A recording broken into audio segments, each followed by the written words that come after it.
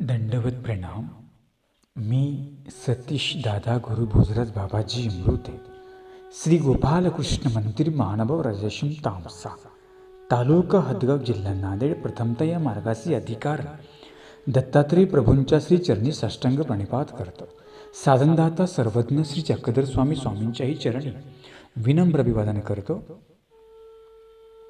कैवल्यवासी गुरुमत तपस्विनी भामाताईजी अमृते ताईंची अंतःकरणामध्ये आठवण करतो. विद्या गुरुवरी आदरणीय बाबांना दंडवत प्रणाम. आदरणीय गुरुवरीय तामसा निवासी दादांनाही दंडवत प्रणाम. त्याचप्रमाणे श्री गोविंद गुरुकुल महानव आश्रमाचे संचालक भानखेडे कविश्वर कुलाचार्य बाबांनाही दंडवत प्रणाम. या ग्रंथाचे लेखक आदरणीय श्रद्धेय चिंतनजनक बाबांनाही दंडवत प्रणाम. अमृत प्रवर्तक या ग्रुपमध्ये सहभागी असलेल्या सर्व अच्युत गोत्र्यासही दंडवत प्रणाम. अमृत प्रवर्तक व्हॉट्सअप नंबर आणि कॉलिंग नंबर आहे 94 052 75 075. दंडवत हो. काल आपण दत्तकवच महाभाष्याची 10वी टीका पाहत असताना समारोपीय संदर्भामध्ये बघितलं की दत्तात्रय प्रभू हे नसुद्धे झोळीत भिक्षा घेणारे नाही, तर ते संसारिकांच्या जे संसारिक आहेत त्यांच्या बुद्धीमध्ये ज्ञान ओतणारे तो परमेश्वर आहेत. तसे ती भिक्षू आहेत आणि त्या भिक्षूंना अशा भिक्षुकीला दत्तात्रय प्रभूंना श्रद्धाभावाने नमस्कार केला. म्हणून सांगितलं की भिक्षुकाचंही कर्तव्य असतं की जो भिक्षुक ईश्वराकारणे जो शुकशुक करीतो त्याला भिक्षू असं म्हटलेलं आहे. परंतु या ठिकाणी दत्तात्रय प्रभूंनी भिक्षूचा वेश धारण केला. ते तर प्रत्यक्ष परमेश्वर आहे, परंतु त्यांनी काय केला, वेश धारण केला. आपण दत्तात्रय प्रभूंच्या जीवन चरित्र पाहत असताना किंवा दत्तात्रय प्रभूंचे लीळा पाहत असताना तो अवतारच एक वेगळ्या प्रकारचा आहे. अलौकिक अवतार सांगितला, अमोघ दर्शन सांगितलं. कुठे गोंधळ्याचा वेश, कुठे मातंगाचा वेश, कुठे भिक्षूचा वेश, कुठे संन्यासी वेश, कुठे दिगंबर वेश, पायलेकनपण वेश, म्हणून कुठे व्याघ्रवेश. ते विलक्षणता त्या अवताराची सांगितलेली आहे. आणि दत्तात्रय प्रभूंनी या ठिकाणी भिक्षुवेश धारण केला. म्हणजे भिक्षुक वेशामध्ये सुद्धा दत्तात्रय प्रभू काय करतायत, भिक्षा मागतायत. जसं आपण कोल्हापूरला दत्तात्रय प्रभू भिक्षेला जातात, आपण संदर्भ बघितला, आणि पंचेश्वरला भोजन करतात. तो भिक्षुवेश त्यांच्या ठिकाणी आहे. आणि तो भिक्षुवेश म्हणजे नसुद्धी भिक्षा मागणे नव्हे, तर या संसाराच्या झोळीमध्ये, या संसाराच्या संसारूपी लोकांच्या बुद्धीमध्ये त्यांना काय करतात म्हणाले, नसुद्धी भिक्षा घेतायत का म्हणाले, नाही तर ते त्यांना ज्ञानही देत आहेत. ज्ञान ओतणारा परमेश्वर आहे. तसं साधकाने सुद्धा सांगतात की नसुद्धी भिक्षा मागू नये. त्याने सुद्धा आपण ज्यांचं घेतो किंवा ज्यांचा आपण पदार्थ घेतो किंवा ज्यांच्या ठायाला आपण जातो त्यांना सुद्धा नसुद्धा भिक्षा घेऊन मागून निघू नये, तर त्यांना काहीतरी ज्ञान दिलं पाहिजे. म्हणतात ना, मुक्त कोणाचं घेऊ नये, मुक्तही देऊ नये. जर साधक असेल तर त्याने फक्त नसुद्धे भिक्षा मागणे हाच फक्त धर्म आपला ठेवायचा नाही. भिक्षा मागत असताना जे ज्ञान आपल्याकडं आहे तेही ज्ञान आपल्याला पुढच्याला देता आलं पाहिजे.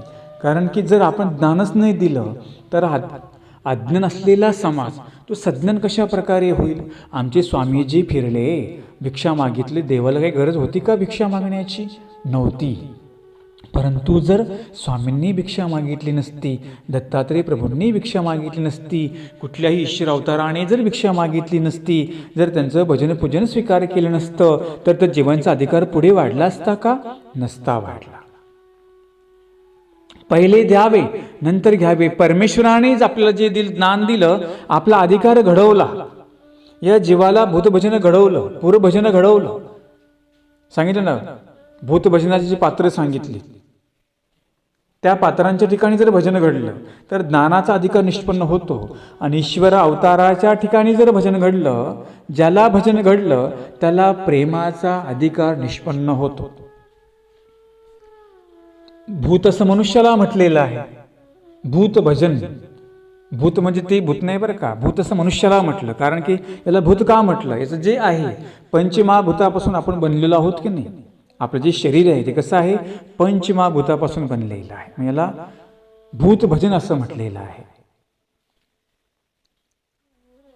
जो निर्हेतुक भजनादी क्रिया करतो तो ज्ञानाचा अधिकार त्याला निष्पन्न होत असतो. ज्याला ईश्वर अवताराच्या ठिकाणी भजन घडलं त्याला प्रेमाचा अधिकार निष्पन्न होतो. जसं प्रेमी भक्त कोण होते, बाईसा होत्या, महादेव भक्त होते, रुक्मिणी सुद्धा विषयप्रेमी या होती, द्रौपदी सुद्धा माता प्रेमाच्या चालीची होती. सांगतात कोणती माता, प्रेमियाच्या चालीची होती. उद्धवदेव प्रेमी भक्त होते, विदुर प्रेमाच्या अधिकाराचे होते. म्हणजे ज्ञानातूनही प्रेमाचा अधिकार निष्पन्न होत असतो. जसं औसा आमच्या होत्या. स्वामी सांगतात की बाई औसेचा भाव शुद्धी वासना ही प्रेमाला पुरणारी होती, इतकी त्यांची उत्कट आवडी होती. असतात असे काही जीव असतात ते जे प्रेम चालीचे असतात. आणि म्हणून एखादा साधा भिक्षा मागेल भिक्षुवेशामध्ये. आता भिक्षा दोन प्रकारची आहे, एक आहे ओली भिक्षा, दुसरी आहे कोरडी भिक्षा. कोरडी भिक्षा म्हणजे नेमकी कशी, जी सिजनेबल येते, ऋतूनुसार येते, ती कोरडी भिक्षा. तीही भिक्षाच आहे बरं का. आणि एक साधक दररोज आपली झोळी घेऊन भिक्षा मागतो, तीही भिक्षाच आहे.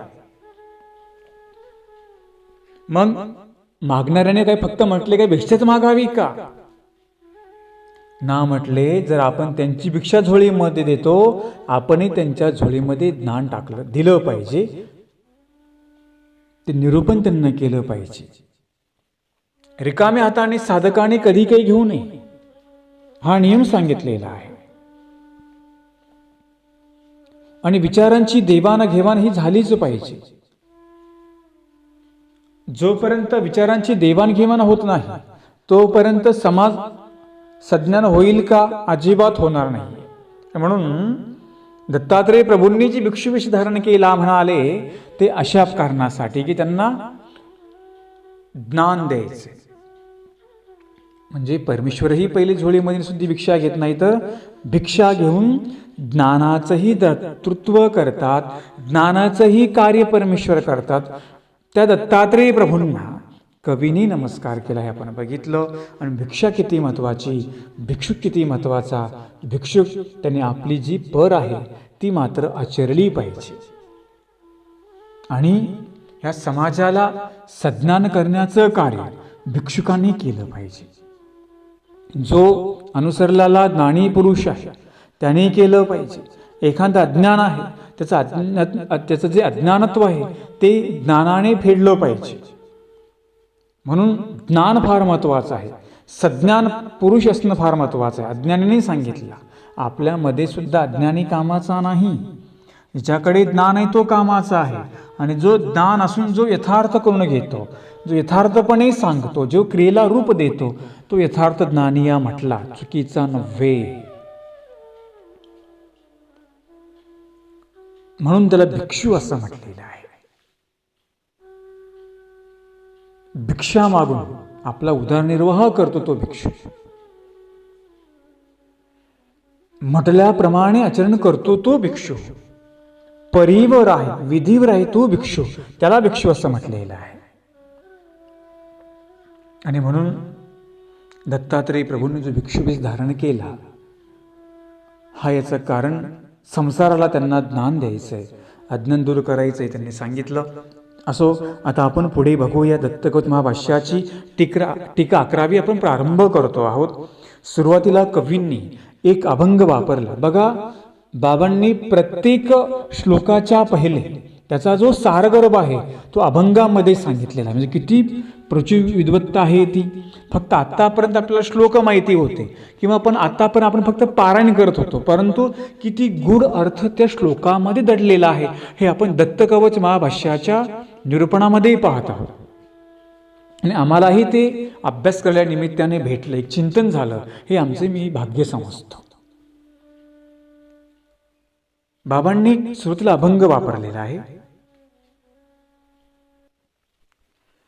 कधी योगियांची दावित लीला, कधी योगियांची दावित लीला, भोगाचा सोहळा पण आहे, भोगाचा सोहळा पण आहे, अशी बाललीला करीतो दयाळ, अशी बाललीला करीतो दयाळ.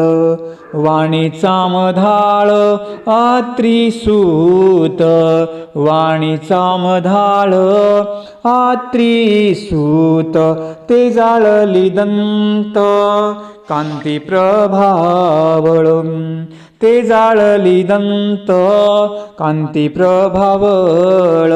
सांज व सकाळ परमेशाची, सांज व सकाळ परमेशाची, कधी योगियांचे दावितसे लीळा, कधी योगियांचे दावितसे लीळा, भोगाचा सोहळा पण आहे, भोगाचा सोहळा पण आहे.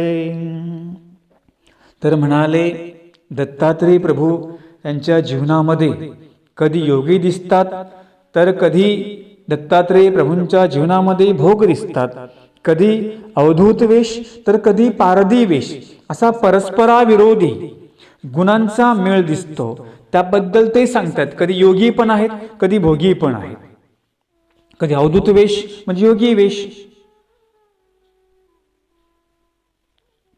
कधी अवधूत वेश तर कधी भोगी वेश, कधी राज्य वेश, कधी भिक्षूचा वेश. हा परस्परातला विरोधीपणा त्यांच्या ठिकाणी दिसतो. तर म्हणाले असा का बरं दिसून येतो, म्हणून पुढे श्लोक उच्चारण करतात. कदा योगे कदा भोगे बाललीला विशोभितम, दशन रत्न पंक्तींच दत्तात्रेय नमस्तुते. तर म्हणाले भगवंताची आवड कशी आहे. कदा योगे कदा भोगे, सांगतात की दत्तात्रेय प्रभूंचं जीवन कधी योग्यासारखं निस्पृह दिसतं, तर म्हणाले कधी स्वानंद सुखात रममान होताना दिसतात. जेव्हा ते स्वानंद सुखामध्ये रममान होतात तेव्हा ते साधक अवस्थेला सर्वोच्च शिखरावर नेऊन ठेवतात. तर म्हणाले कधी दत्तात्रेय प्रभूंच्या झोळीतील जो पदार्थ आहे तो पदार्थ पाहून कधी ते भोगी पण वाटतात, कधी कधी निस्पृह जीवन आहे, तर कधी कधी त्यांच्या झोळीतील पदार्थ पाहिल्यानंतर भोगी पण जीवन दिसून येते. भोगी म्हणजे काय, जो अष्टभोगामध्ये रममान त्याला भोगी असं म्हटलेलं आहे. जो ज्याच्याकडे मिष्टान्न पदार्थ असतात, सगळ्या पदार्थाची संभावना असते, तो भोगी असतो की नाही. किंवा कधी कधी जीवन निस्पृह त्यांचं दिसून येतं, कधी काहीच नाही त्यांच्याकडे. अवधूत वेश धारण केलेला आहे. जेव्हा अवधूत वेश धारण केला म्हणजे संन्यासी वेश धारण केला, तिथे कुठला भोग आहे का, नाही. परंतु म्हणाले दत्तात्रेय प्रभूंच्या झोळीमध्ये कधी मिष्टान्नही पदार्थ दिसतात, तो भोग आहे. किंवा रेणुकेच्या अंत्यसंस्कारासमयी भोगाते पाव म्हणतात, ही सुद्धा त्यांच्यातली विलक्षणता सांगितली नाही का. आपण तो संदर्भ बघितला, जेव्हा त्या कार्तवीर्य राजाने रेणुकेला आणि जमदग्नीला गायीसाठी मारण्यामध्ये आलं, तेव्हा तो रेणुका सांगते की जा दत्तात्रेय प्रभूंच्या चरणाशी कोऱ्या भूमीत निक्षेप कर. आता कोरी भूमी कुठे म्हणाले? म्हटलं जर दत्तात्रेय प्रभूंच्या ठिकाणी जातो तिथे कोरी भूमी आहे.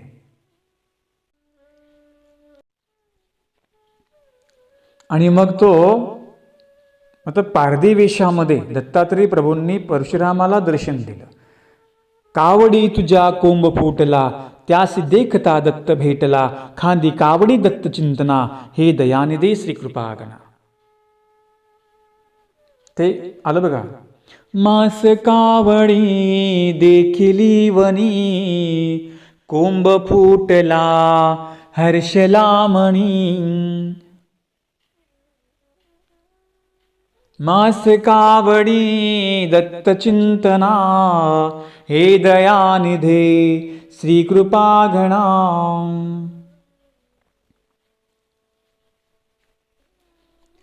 पारधी वेशामध्ये दत्तात्रेय प्रभूंनी परशुरामाला दर्शन दिलं. आणि मग तो सांगतो की आपण दत्तात्रेय प्रभू आहात. दत्तात्रेय प्रभू म्हणतात की आम्ही दत्तात्रेय प्रभू नाही. तरी पण म्हणतो तुम्ही आहात. परशुराम म्हणतो. दत्तात्रेय महाराज म्हणतात तू कसं काय मला ओळखलं? त्यांनी सांगितलं माझ्या कावडीला जो आहे ना कोंब फुटलेला आहे. माझ्या आईने म्हणजे रेणुकीने मला सांगितलं होतं दत्तात्रेय प्रभू तुला अशा अशा वेशामध्ये दर्शन देतील, ते दत्तात्रेय प्रभू आहेत, तिथे माझा निक्षेप कर. आणि म्हणून तो म्हणतो की मला निक्षेप करायचा आहे. कोरी भूमी, तो सांगतो की आपल्या ठिकाणीच कोरी भूमी आहे. आणि मग सांगतात की तिथे त्याला बाण मारायला लावला. मग रेणुकीचा निक्षेप केला आणि ते काही सिंचन केलं. आणि मग भोगा ते पाव. कोणी वर दिला? हा दत्तात्रेय प्रभूंनी ते देवतेला वर दिला. आणि तेव्हापासून ती देवता भोगाते पावलेली आहे. तेव्हापासून सांगतात की आता जी पहिली जी रेणुका होती ती मुलांना गिळंकृत करायची, तिला ते बंद करून टाकला. तिची प्रतिमा ती त्यांनी उभी केलेली आहे. मूळ ठिकाण ते नाही, म्हणजे जागा ती नाही. सांगतात की आहे स्पॉट तोच, पण ती जी रेणुक्या भोगाती पावजी म्हटलेली होती तिला सांगतात की ते किल्ल्यामध्ये बंदिस्त करून टाकलं. कारण एवढं तिचं असुर सामर्थ्य वाढलेलं होतं. दत्तात्रेय प्रभू कधी कोणाला काय देतील हे काय सांगता येत नाही. ही त्यांच्यातली विलक्षणता सांगितली. तिलाच भोगाते पाव सांगून टाकलं. किंवा ते आद्य शंकराचार्य जे आता आहेत होते पहिले त्या परंपरेमध्ये आलेले, त्यांना सांगितलं तुझी मान्यता होईल.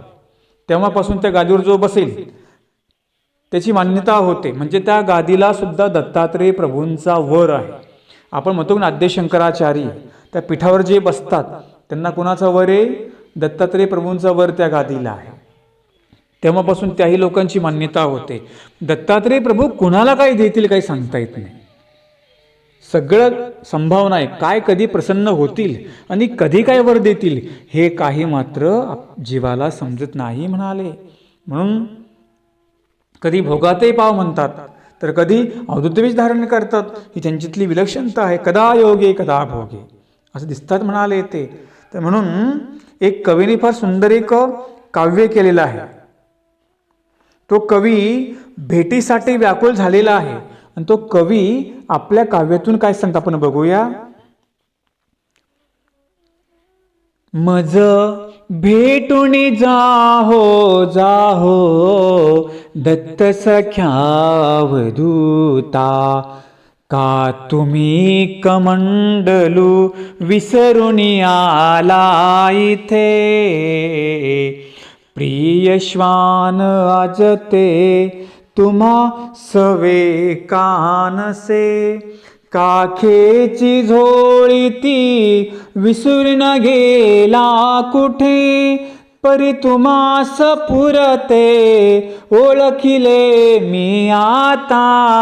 मज भेटून जाहो जाहो दत्त सख्या वधूता, किती व्याकुळतेने तुम्हास मी हळविले. किती व्याकुळतेने तुम्हास मी हळविले. हृदयीचे भावही व्यथितपणे कळविले. हृदयीचे भावही व्यथितपणे कळविले. इंद्रियास दमवुनी चित्ताला वळविले. इंद्रियास दमवुनी,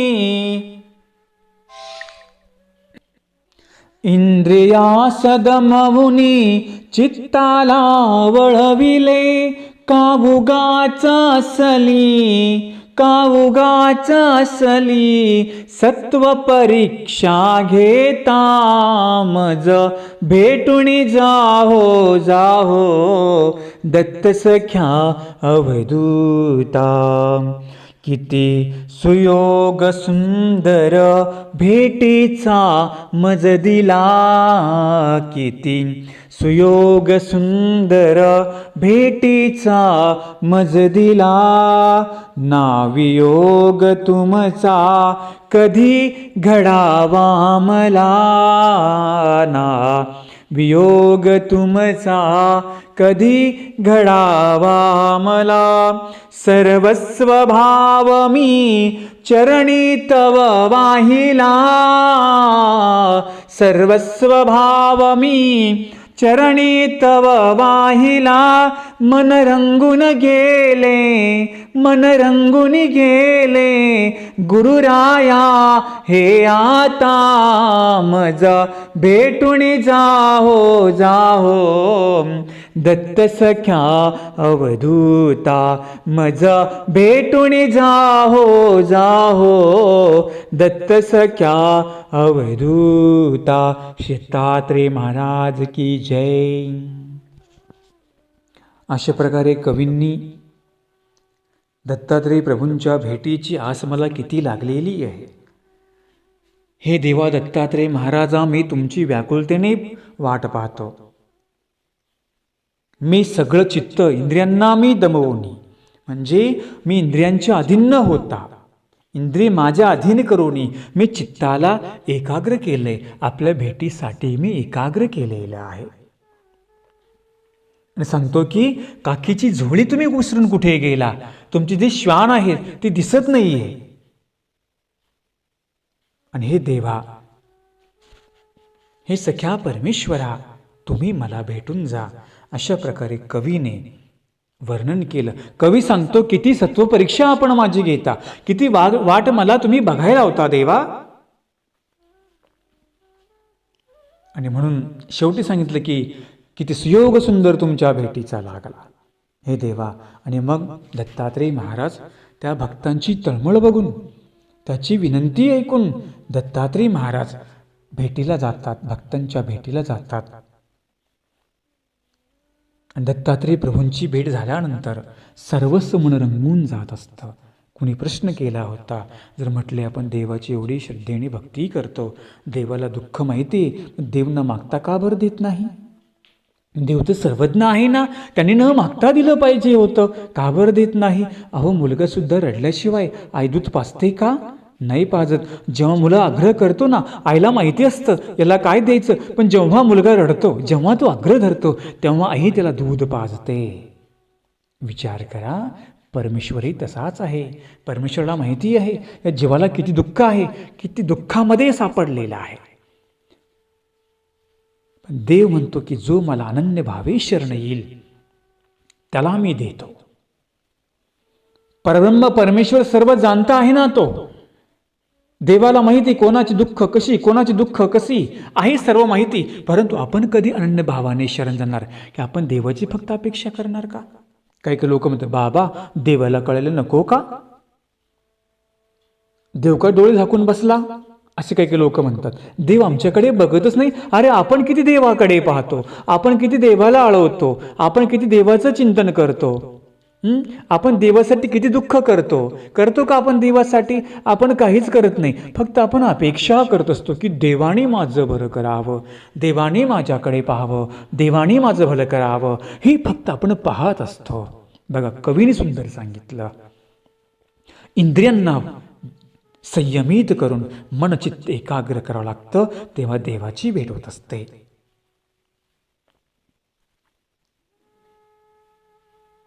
आणि देवाला प्रार्थना करतो, तू हे देवा दत्तात्रेय महाराजा, तुझा वियोग मला कधी घडू नये. प्रेमसंचारी बाईसा, स्वामींच्या परिवारामधील प्रेमसंचारी बाईसा, मला वाटतं जेऊरचा प्रसंग आहे तो. आणि बाईसा म्हणते, जेऊरच्या तिकडे स्वामी म्हणजे बाईसांचे नातेवाईक असतात, मात्रा कोळी, जेऊर मार्गे. आणि मग बाईसा आग्रह करते की स्वामी नातेवाईकांच्या गावाला चला. स्वामी सांगतात नको. बाईसांना वाटतं स्वामी जर आमच्या संबंधामध्ये आले तर काय होईल, सगळ्यांना देवाचं दर्शन होईल. पण स्वामी ती जीव होते, ही अनाधिकाराचे होते, म्हणून स्वामी तिकडे नको म्हणू लागले. पण बाईसांनी आग्रह धरला. तर श्रीहट्ट कसं तुम्हाला माहिती आहे, श्रीहट्ट धरला की तो पूर्णच करावा लागतो. आणि मग बाईसांनी आग्रह धरला आणि मग स्वामींनी आपली मूर्त अदृश्य केली आणि बाईसा मूर्छा येऊन पडली. आता बाईसा शेवटच्या समायला जाणार. प्रेमसंचारी भक्त देवाच्या वियोगाशिवाय कधी राहू शकत नाहीये. आणि मग बाईसा बेशुद्ध झाल्या, मूर्छित येऊन पडल्या. आणि स्वामी लगेच परत तिथे आले.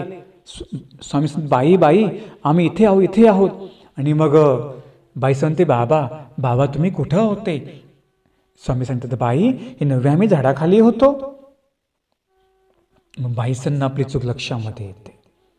मग बाईसा आग्रह परत करत नाहीत.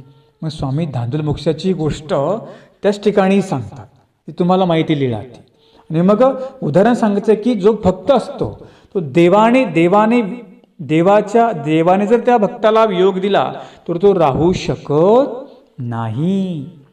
एवढं एकवटले पण आपलं पाहिजे. आहे का एकवटले पण आपलं एवढं. आपण फक्त म्हणतो देवाला सर्व समजतं, देव का बरं देत नाही.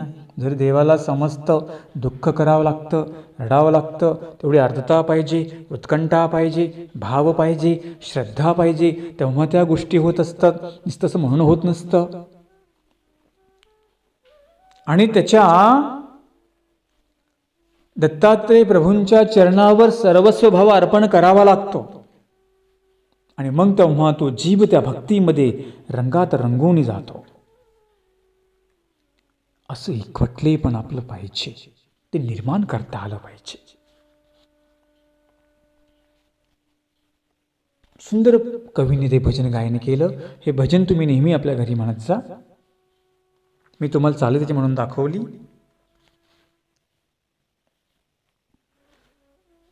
म्हणून योगी व्हावं लागतं, योगी पुरुष व्हावं लागतं. जो योगी आहे परमेश्वर, त्यालाही प्राप्त करताना योगी व्हावं लागतं, तेव्हा तो प्राप्त होतो. पतंजलीमध्ये सूत्र आलं एक, योगिश्चित्तवृत्ती निरोध. हे पतंजलीचं समाधी पादातलं अनमोल सूत्र आहे. पतंजली महर्षी काय सांगतात की जर तुम्हाला जीवनामध्ये निरोगी राहायचं असेल तर अंतःकरणाची जी वृत्ती थांबून चित्ताची एकाग्रता साधावी लागते. म्हणजे योगामध्ये प्रकार सांगितला की अंतःकरण स्थिर ठेवायला सांगितलं. चित्ताची एकाग्रता कधी साधते, अंतःकरण एकाग्र ठेवावं लागतं, तेव्हा चित्त स्थिर होत असतं. प्राणायाम म्हणजे नेमकं करे काय, आपण आपले सगळे जे वायू आहेत ना त्यांना आपण स्थिर ठेवतो. जे प्राणायाम, योग, ध्यान, धारणा, साधना ही परमेश्वराच्या भक्तीमध्ये फार महत्त्वपूर्ण आहे. जसं शरीराला स्थिर ठेवण्यासाठी ही साधना करावी लागते, ध्यान योग करावा लागतो, तशी सुद्धा परमेश्वराच्या भक्ती मार्गामध्ये सुद्धा ध्यानाचं फार महत्त्व आहे. म्हणजे चित्त एकाग्र करावं लागतं. हे पतंजलीमध्ये पण सांगितलेलं आहे.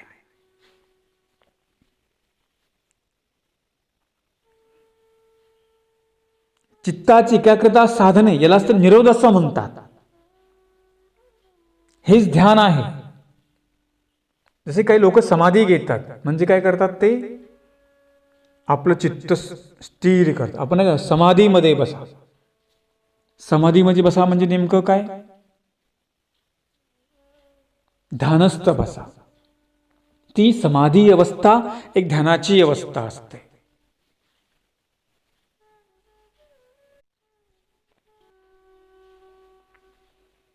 म्हणजे परमेश्वराचा कुठलाही विधी करत असताना समाधीमध्ये स्थिर बसावं लागतं हे त्यांनी सांगितलं. म्हणून जसं आपण स्मरण करतो, साधना म्हणजे स्मरण करतो किंवा देवपूजा वंदन करतो किंवा कुठली साधना करतो, त्या ठिकाणी एकाग्रता फार महत्त्वाची असते. भक्ती साधनेमध्ये अंतःकरण एकाग्र करावं लागतं आणि चित्ताची एकाग्रता करावी लागते, तेव्हा तो विधी साधतो. परमेश्वर सुद्धा जीवाचं एकाग्र बसून चिंतन करतात. ध्यानस्थ निश्चलासे तवनाग माता पुसे सुचिंतन सदापन काय की.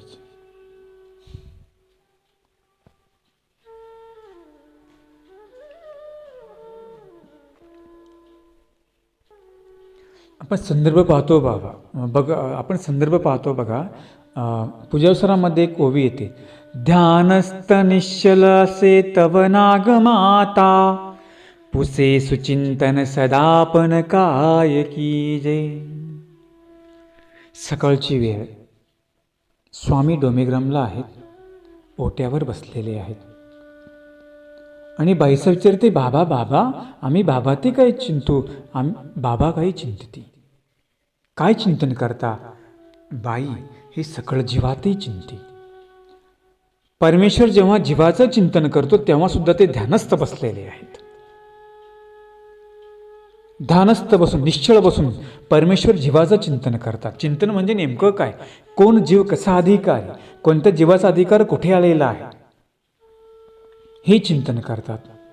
ज्या जीवाचा अधिकार आला त्याला परमेश्वर भेट देतात किंवा एखाद्याची भेट करून देतात, हे चिंतन करतात.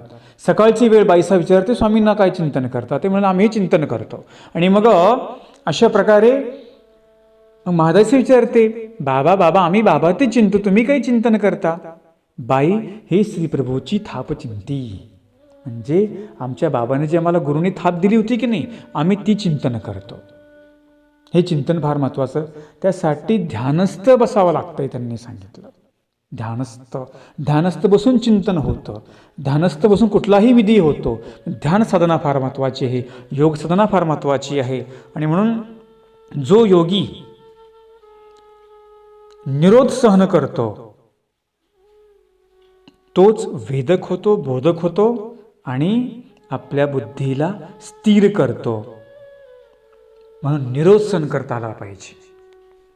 निरोध म्हणजे ती तपश्चर्या करत असताना जो होणारा त्रास, त्याला म्हणतात निरोध. जर तो निरोध सहन केला तरच तुम्ही उत्तम प्रकारे योगी होऊ शकता आणि तुम्ही उत्तम प्रकारे योगी होऊन तुम्ही परमेश्वर विधी आचरू शकता. कोण, ज्याने समत्व योग म्हणजे बुद्धीला स्थिर केलं तो. मग परमेश्वराला प्राप्त करायचं आहे तर काय करावं लागेल, ध्यानस्थ होऊन आपल्याला त्या देवाचं चिंतन करावं लागेल. स्वामी सुद्धा आम्हाला निरोध सहन करण्याचा सल्ला देतात. बाई, तुम्हाला जो काही शारीरिक मानसिक त्रास होतो तर सगळं तुम्ही सहन करायला सांगितलं. आता आटण करताना, विजन करताना, भिक्षा करताना त्रास होतो की नाही तो निरोध सांगितला की नाही. आपण स्थानाला गेलो, आपल्याला त्रास होतो की नाही तो सहन करायला सांगितला. का, तिथे तुमचा कर्मनाश होणार, तुम्ही शुद्ध होणार आहात. कुठली साधना आहे, स्मरणाची साधना असेल एकाग्र बसून करावी लागते, कुठली ध्यान साधना असेल एकाग्र बसून करावी लागते. परमेश्वराचा कुठलाही विधी करावा लागतो. विचार करा, देहाला जर स्थिर करायचं सुद्धा तो निरोध सहन करावा लागतो की नाही. म्हणजे मन एकाग्र करावं लागतं की नाही, निरोध सहन करावा लागतो.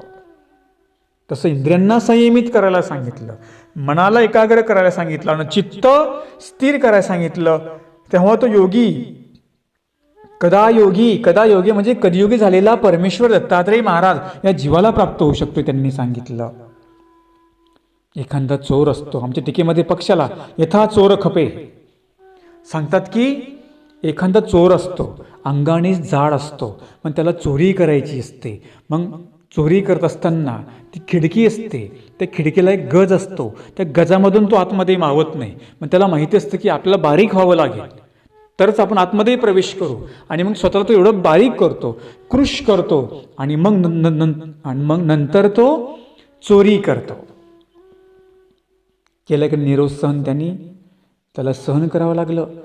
चोरी करण्यासाठी एवढं त्याला देह बारीक करावं लागलं. देह ते विचार करा. जो योगी पुरुष, योगी परमेश्वर, त्याला प्राप्त करण्यासाठी साधकाला सुद्धा अशा प्रकारे चित्त एकाग्र करावं लागेल, मन स्थिर करावं लागेल. तुम्हाला सुद्धा प्रपंचामध्ये साधना करत असताना मन स्थिर करावं लागेल, चित्त एकाग्र करावं लागेल. नंतर आपण पुढे तो विधी करू शकतो. स्वामीसुद्धा आम्हाला तो सल्ला देतात, निरोध सहन करा, मग तुम्हाला सगळं प्राप्त होईल. स्वामी सांगतात, तुम्ही महात्मे की महात्म्याने सकल निरोध परिहार सहन करावा. जो काही शारीरिक त्रास होईल, मानसिक होईल, वाचिक होईल, वाचिक कुणी बोललं तो त्रास सहन करायला सांगितला, शारीरिक त्रास होईल. साधू म्हणजे काही थोडं नुसतं सोपं आहे, त्याला एक करावं लागतं ना सगळा विधी, त्याला एक कष्ट आहेत ना. सहन करायला सांगितलं. जग तुम्हाला काय म्हणेल ते सहन करायला सांगितलं. जग तुम्हाला नावं ठेवेल ते सहन करायला सांगितलं. सहन करायला सांगितलं. निरोध सहन करायला लागला. जो निरोध सहन करतो तोच मोक्षाला प्राप्त होतो. जो व्हायबल होतो तो काही करू शकत नाही. लोक नावं ठेवतील तुम्हाला, मी मागे सांगितलं होतं, पण तो निरोध सहन करता आला पाहिजे. आणि हा सहन करताना तुम्हाला ध्यानस्थ राहता आलं पाहिजे.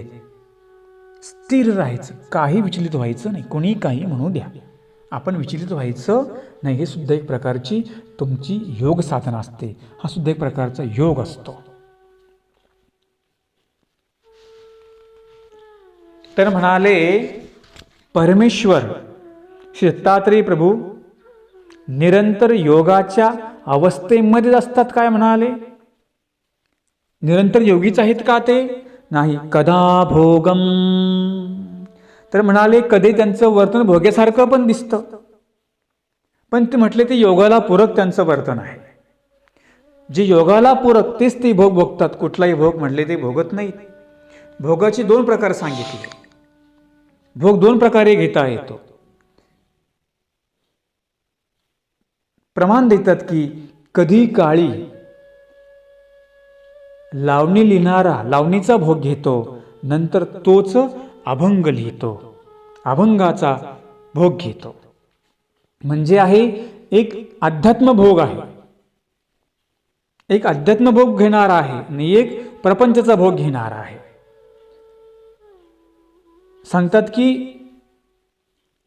राम जोशी तुंतुण्यावर लोकनाट्य गाणं म्हणायचे, नंतर ते कीर्तनकार झाले, विना वाजून अभंग म्हणायला लागले.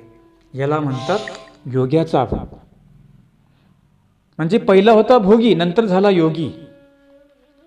तोही त्याला भोग भोगता येतो. म्हणजे लावणी लिहिणारा नंतर अभंग लिहू लागतो, एखादा गीत लिहिणारा नंतर तो भक्तिगीत लिहू लागतो. याला म्हणतात भोगाकडून योगाकडे.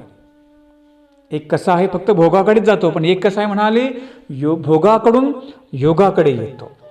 असं साधकाचं जीवन म्हणजे नेमकं तरी काय आहे, भोगाकडून त्याला योगाकडे यायला सांगितलेलं आहे. कधी काळी भोग भोगणारा नंतर तो एवढा योगी होतो की त्याला कुठल्याच पदार्थामध्ये रस राहत नाही.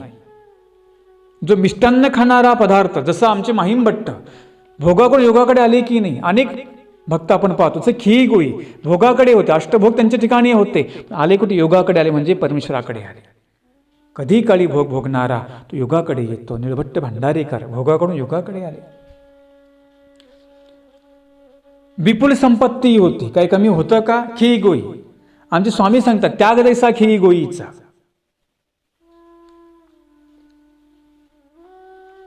भोग आणि योग एका नाण्याच्या दोन बाजू. तर म्हणाले दत्तात्रेय प्रभूंचं वर्तन कधी भोग्यासारखं दिसतं तर कधी योगीसारखं आहे. पण ते जे योग आहे तो योग कसा आहे म्हणाले, तो जो भोग घेतात तो भोग त्यांचा योग्यांचा असा भोग आहे. तो कुठलासा प्रपंचाचा भोग घेत नाहीये.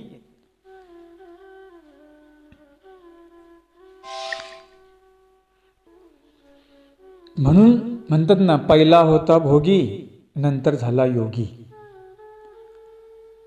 पहिले आपण प्रपंचाचा भोग भोगतो की नाही, आणि नंतर आपण काय होत असतो योगी. तो भोग भोगायला सांगितला.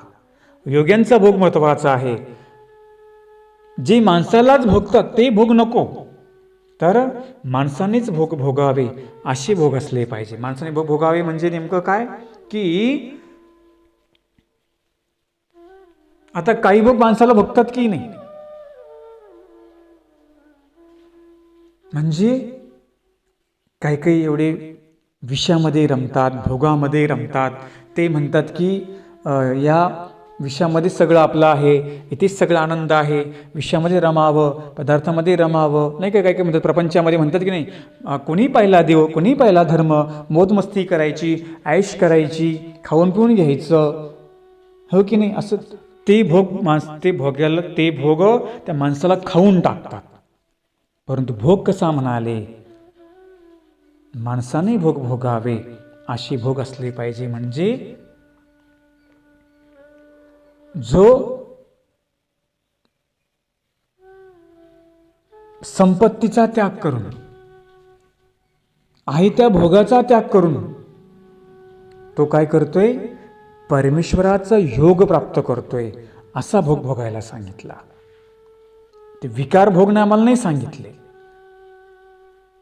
ते भोग नाही, तर जी भोग भोगत असताना आम्हाला योगी होता येतं तो भोग सांगितला. म्हणजे काय,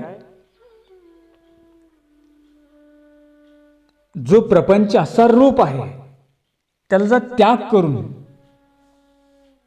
इकडे भोग भोगायची, कुणीकडे परमार्थाकडे. भोग म्हणजे काय, परमेश्वराचा विधी, तो विधी आचरल्यानंतर आमच्यातले जी भोग आहेत ते दूर होतात. जी भोग म्हणजे काय, भोग म्हणजे तो भोग नाही बरं का, वासनेचा भोग नाही, तर भोग सांगितला दुःख दूर करणारा भोग. म्हणजे जो परमेश्वरासाठी जो काही विधी आचरेल, क्रिया करेल, तेने करून त्याचा काय होतो, भोग कमी होत असतो. इथे पण भोग भोगावे लागतात. प्रपंचामध्ये तर ते भोगच माणसाला खाऊन टाकतात की नाही. माणूस एवढा त्या भोगामध्ये आंधळा होऊन जातो. लोक आपण पाहतो की नाही, भोग प्राप्त करण्यासाठी, द्रव्य प्राप्त करण्यासाठी किंवा एखादी स्त्री प्राप्त करण्यासाठी किती किती दुष्कर्म करतात, पाहतो की नाही आपण. पाहतो ना प्रपंचामध्ये, समाजामध्ये पाहतो की नाही आपण. ते भोग त्यालाच खाऊन टाकतात. जो योगी आहे तो कसे भोग भोगतो म्हणाले इथे, तो परमेश्वरासाठी सगळी भोग भोगतो आहे, म्हणजे दुःख भोगतो आहे. असा भोग माणसाला भोगताला पाहिजे. दत्तात्रय महाराज जे आहेत म्हणाले ते कदा योग्यम कदा भोगे कदा काळी, भोग भोगतात परंतु त्यांचं ते योग्याला पूरक आहे. भोग भोगतात म्हणजे नेमकं काय आहे की जसं रेणुका पाठीमागे सांगितली,